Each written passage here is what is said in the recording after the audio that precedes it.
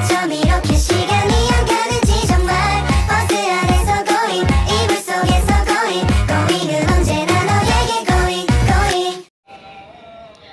Assalamualaikum warahmatullahi wabarakatuh. Perkenalkan, nama saya Karnila, NIM 204220263. Saya dari kelas 4 HPGMI. Baiklah, di video kali ini saya akan menyelesaikan tugas UAS saya MK Matematika tentang penyajian data di bagian tabel. Baiklah, langsung saja kita masuk ke pengertian tabel. Tabel adalah data yang disajikan dalam bentuk tabel untuk memudahkan dan membaca data. Pada bagian ini akan dibahas penyajian data dalam bentuk tabel. Di sini ada macam-macam penyajian data dalam bentuk tabel. Yang pertama, tabel baris dan kolom. Yang kedua, tabel kontingensi. Yang ketiga, tabel distribusi frekuensi. Penyajian data dalam bentuk tabel itu terbagi menjadi 3. Yang pertama, tabel baris dan kolom. Yang kedua, tabel kontingensi. Yang ketiga, tabel distribusi frekuensi. Tabel baris dan kolom adalah tabel baris dan kolom digunakan untuk data yang memiliki hanya satu kategori kelompok saja. Sedangkan tabel kontingensi berbeda dengan tabel baris dan kolom. Tabel kontingensi digunakan untuk data yang memiliki lebih dari satu kategori atau kelompok.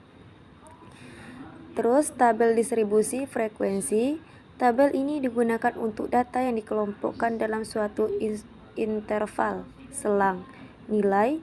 Setiap interval nilai memiliki frekuensi banyaknya data. Langsung saja kita masuk ke contoh soal. Berikut merupakan data nilai 20 anak untuk pelajaran Bahasa Indonesia siswa kelas 4. Daftar nilai ulangan pelajaran Bahasa Indonesia. Di bawah ini adalah tabel data nilai siswa. Di sini ada sebanyak 20 orang siswa dan mendapatkan nilai ulangan Bahasa Indonesia yang berbeda-beda. Ada yang 60, ada yang 65, ada yang 70, ada yang 75, ada yang 80, ada yang 85, dan yang tertinggi ada yang 96. Terus kita masuk ke tabel baris dan kolom. Data tersebut dapat ditampilkan dalam bentuk tabel yang terdiri dari nilai beserta jumlah siswa yang memperoleh nilai tersebut sebagai berikut. Tadi kan di tabel yang pertama tadi ada nilai-nilai siswa. Jadi kita mengurutkan yang 60 itu ada berapa orang di dalam data di atas tadi. Terus yang 65 itu berapa orang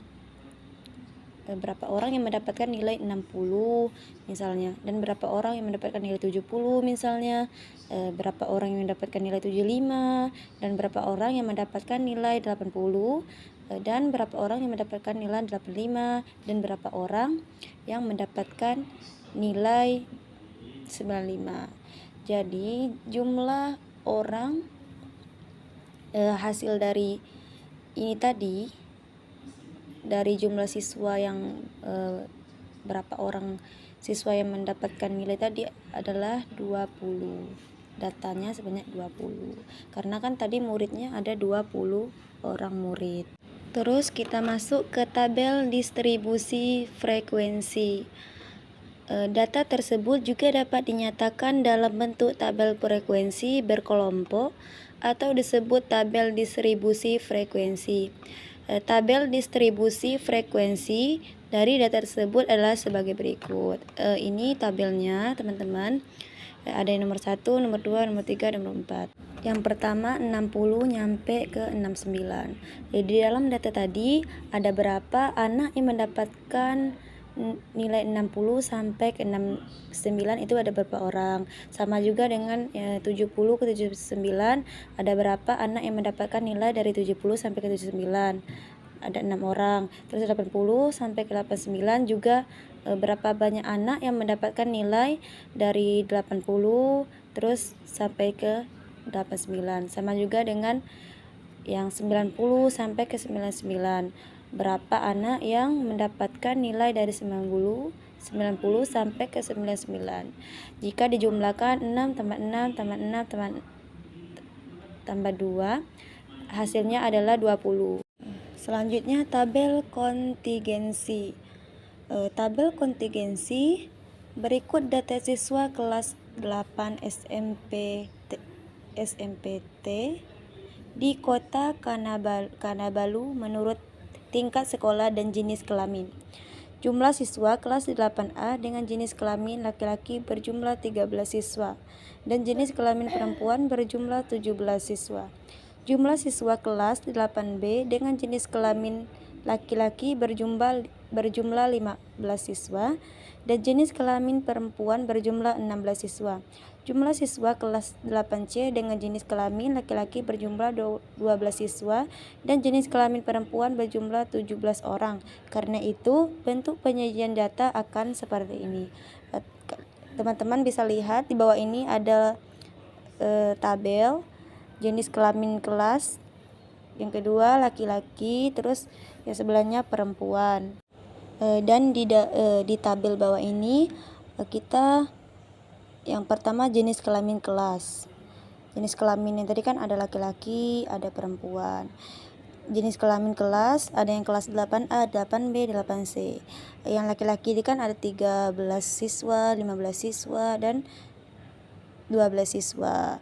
Terus yang perempuannya kelas A itu ada 17, kelas B ada 16, dan kelas C ada 18. Maka dari contoh ini tadi kita masukkan ke dalam tabel. Maka itulah yang disebut dengan tabel kontingensi.